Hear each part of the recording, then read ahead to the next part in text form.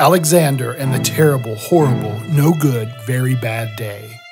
I went to sleep with gum in my mouth, and now there's gum in my hair.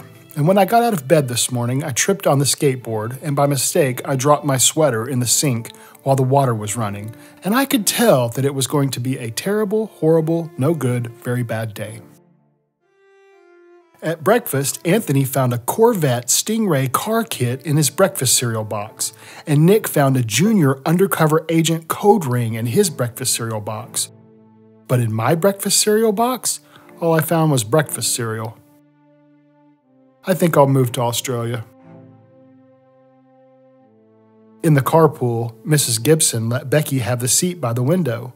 Audrey and Elliot got seats by the window too. I said I was being scrunched. I said I was being smushed. I said, if I don't get a seat by the window, I am going to be car sick. No one even answered. I could tell it was going to be a terrible, horrible, no good, very bad day. At school, Mrs. Dickens liked Paul's picture of the sailboat better than my picture of the invisible castle. At singing time, she said I sang too loud. At counting time, she said I left out 16. Who needs 16? I could tell it was going to be a terrible, horrible, no good, very bad day.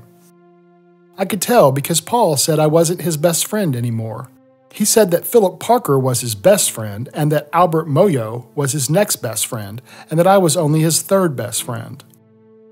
I hope you sit on a tack, I said to Paul. I hope the next time you get a double-decker strawberry ice cream cone, the ice cream part falls off the cone part and lands in Australia.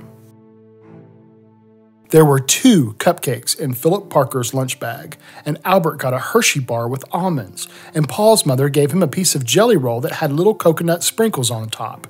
Guess whose mother forgot to put in dessert? It was a terrible, horrible, no good, very bad day. That's what it was, because after school, my mom took us all to the dentist, and Dr. Fields found a cavity just in me. Come back next week and I'll fix it, said Dr. Fields.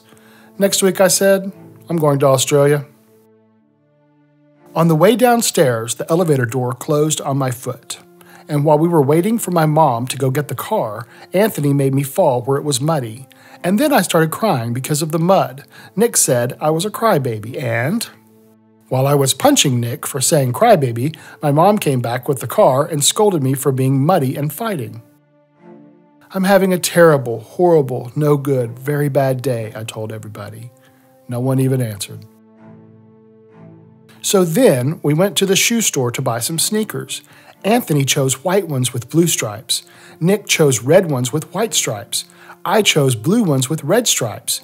But then the shoe man said, we're all sold out. They made me buy plain old white ones, but they can't make me wear them.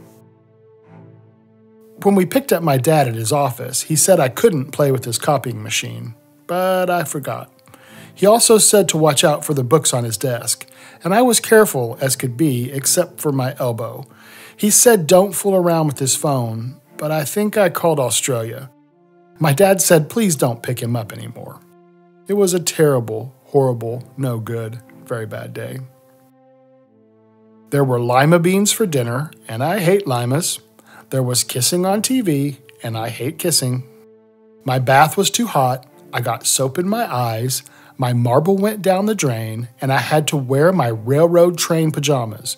I hate my railroad train pajamas.